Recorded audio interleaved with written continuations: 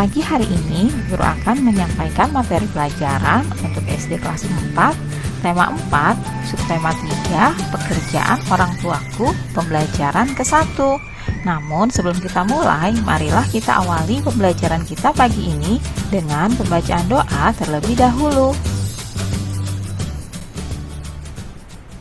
Tahukah kamu seorang pendongeng? Pendongeng adalah orang yang menyampaikan dongeng kepada orang lain. Mendongeng adalah pekerjaan orang tua Sani. Sani adalah temanku. Lalu, apa pekerjaan orang tuamu? Anak-anak, mendengarkan dongeng sangat menyenangkan. Indonesia kaya akan dongeng. Banyak di antaranya yang didongengkan. Nah, adakah pendongeng di sekitarmu? Anak-anak, dongeng berikut ini berjudul Tupai dan Ikan Gabus. Coba kalian baca dengan seksama ya.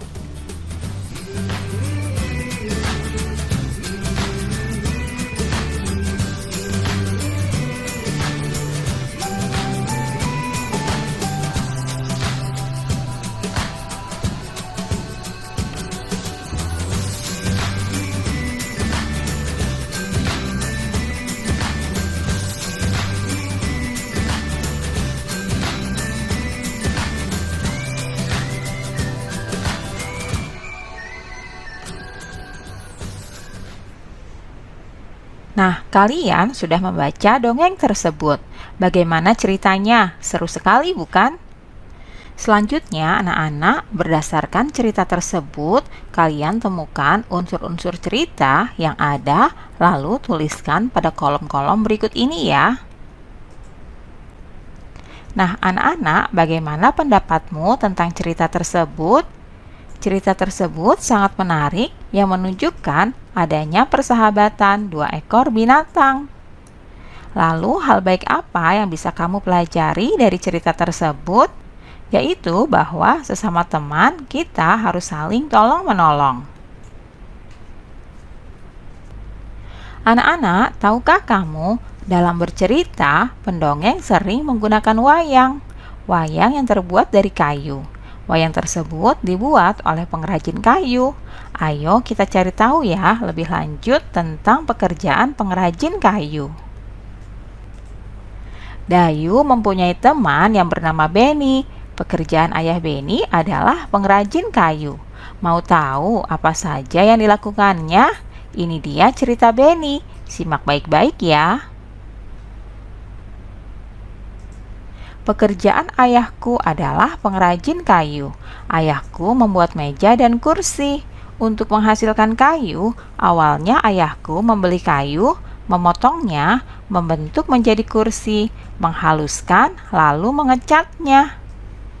Waktu yang dihabiskan untuk membuat kursi kurang lebih 1 minggu.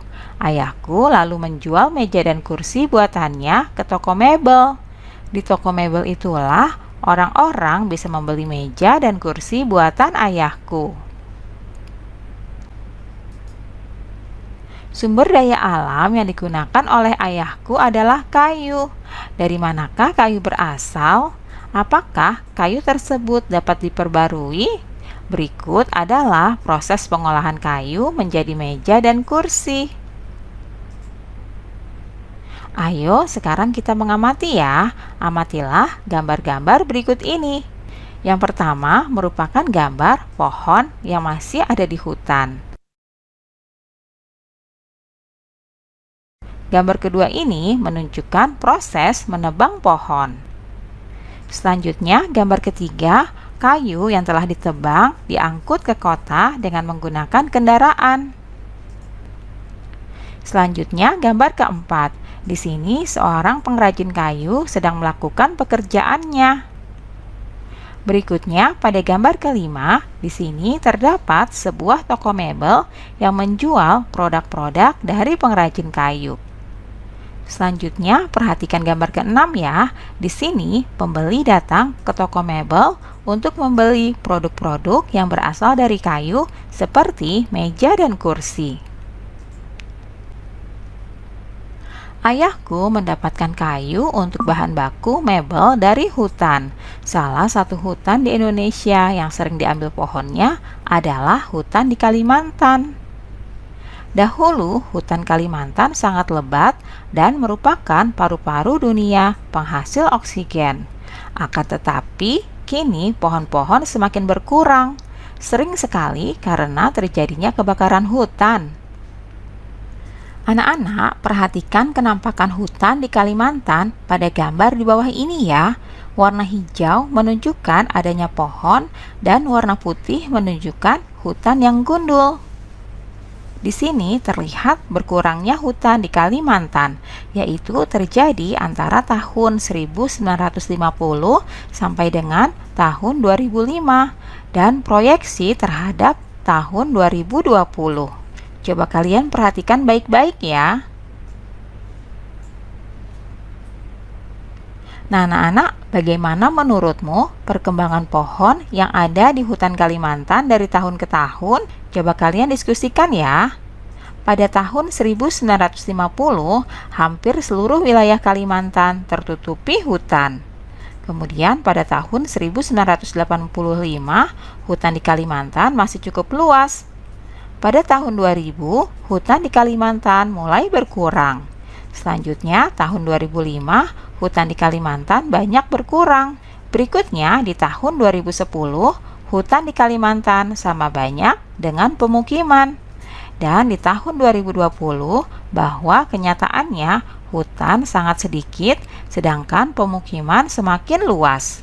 Itulah perkembangan pohon yang ada di hutan Kalimantan dari tahun ke tahun.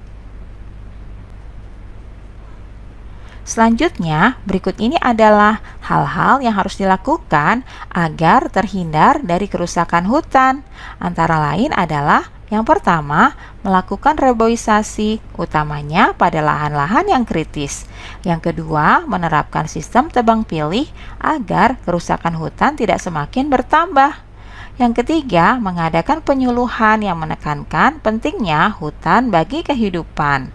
Yang keempat, menindak tegas mereka yang terbukti merusak hutan. Selanjutnya, yang kelima, aktif mengevaluasi izin usaha perusahaan-perusahaan yang aktivitas usahanya melibatkan pembebasan lahan hutan. Itulah hal-hal yang dapat kita lakukan untuk menghindari kerusakan hutan yang lebih parah.